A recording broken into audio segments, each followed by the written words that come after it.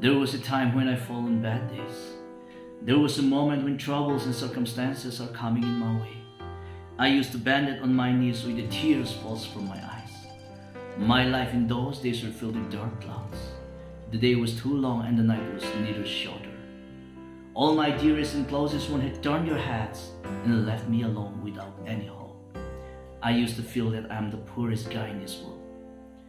But at that point of time, I heard the sweet, gentle voices, a voices which I had never ever heard in my lifetime.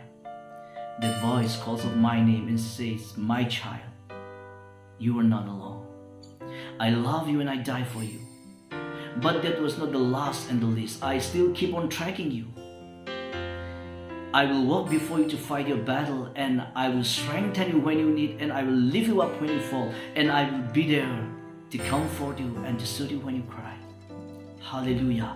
That was the love which I was looking and longing for. The love of God. The love of the agape and unconditional love. The love that will follow me till my last breath. That was the love of my life. The love of Jesus Christ. Hallelujah. Amen. God bless you.